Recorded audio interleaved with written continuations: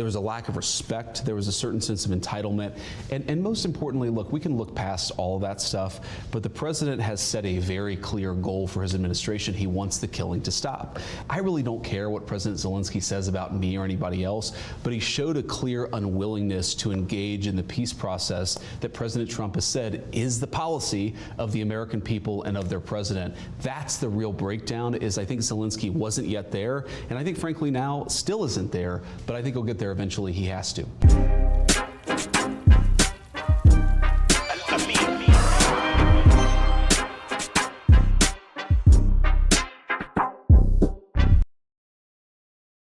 What up with y'all, man? It's Mr. Zach, and I'm back with another reaction. Donald Trump has now paused military aid to Ukraine.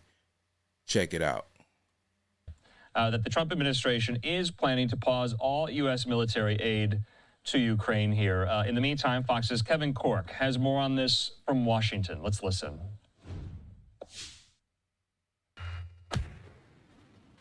A senior White House official tells Fox News the U.S. will pause all military aid to Ukraine until the Ukrainians show a stronger commitment to working out a peace deal. Now, with the mindset that I think President Trump has, I think he's using this as a negotiation tool or to put pressure on Zelensky to make this deal. Now, Trump was asked earlier, what do he need to see in Zelensky to restart these negotiations?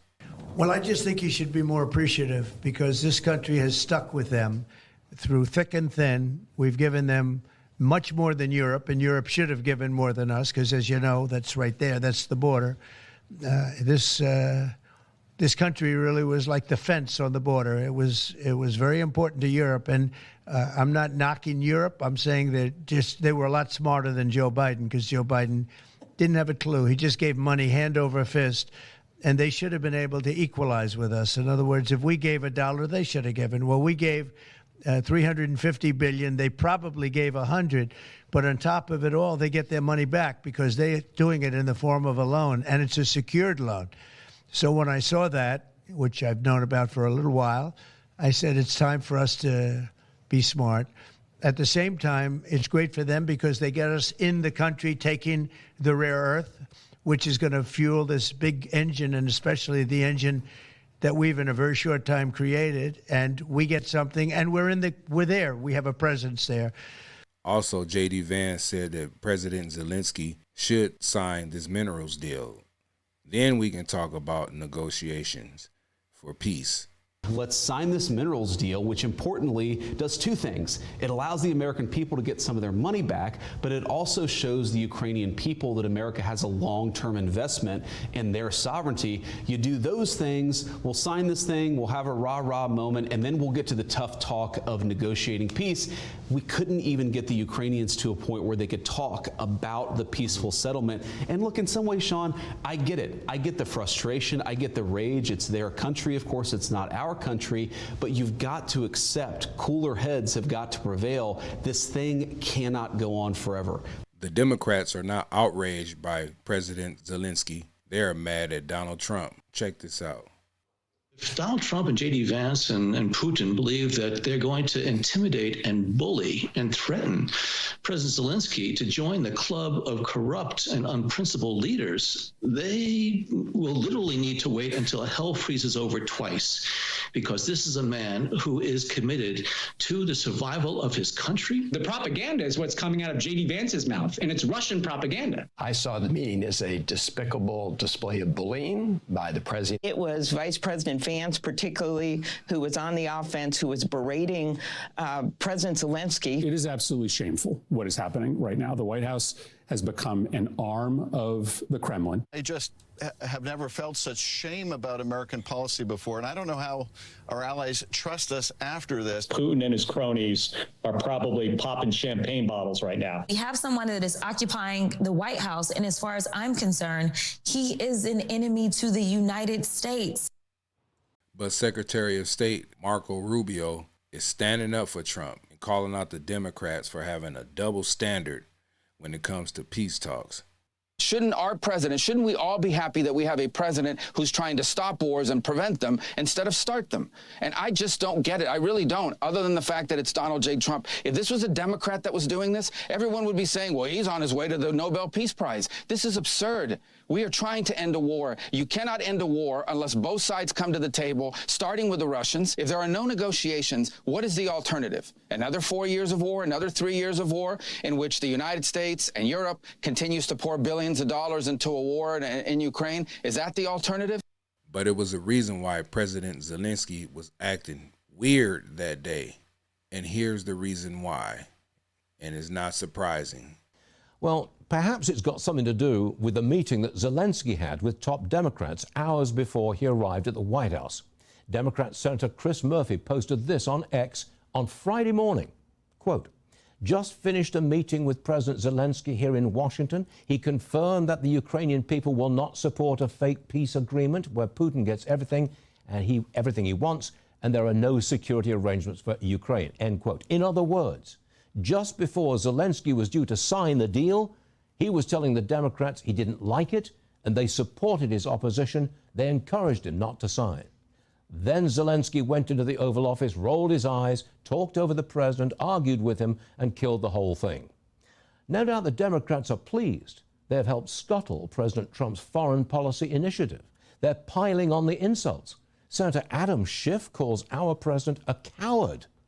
Democrat Congressman Seth Moulton says Zelensky's a hero for standing up to Trump and Vance, who he calls puppets. Perhaps the left believes that Trump can be demonized again. Is this the return of Trump derangement syndrome, maybe? And that's exactly what it is, Trump deranged syndrome. Because every time Trump tries to do something positive, try to make sense out of all this, try to get Zelensky to understand that he needs to take this deal, the Democrats always got to try to find a way to sabotage it. Always. But no matter what anybody says, man, Trump wants peace. He wants the killing to stop. This is what he has to say. I want one thing to happen. I want all of those young people to stop being killed. They're being killed by the thousands every single week.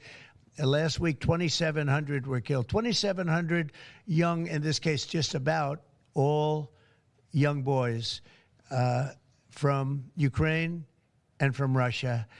And that's not young people from the United States, but it's on a human basis. I want to see it stop. The money is one thing, but the death. And they're losing thousands of soldiers a week. And that's not including the people that get killed every time a town goes down or a missile goes into a town. And I want to see it stop. But you have European leaders trying to carve out their own plan to a ceasefire, with Britain and France leading the way.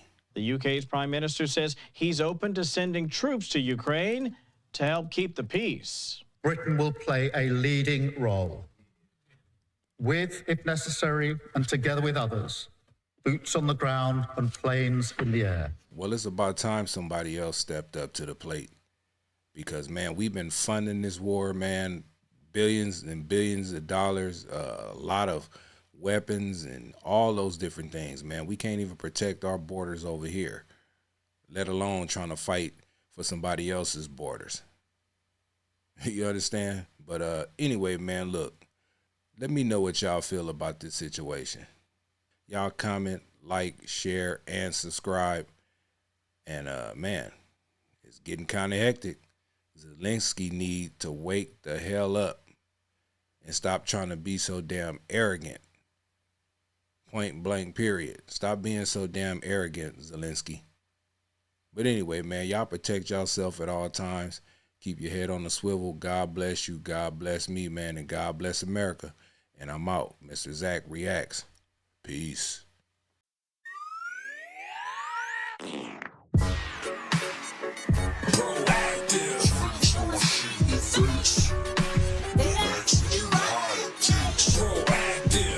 This ain't over, we gon' keep going. It's Mr. Zach, you tuned in to the greatest. The mother YouTubers ain't me, I ain't famous. It's Mr. Zach, I'ma give it to you raw and cut. Smash that like button, give me all thumbs up. My page the realest you gon' come across. I'm the boss.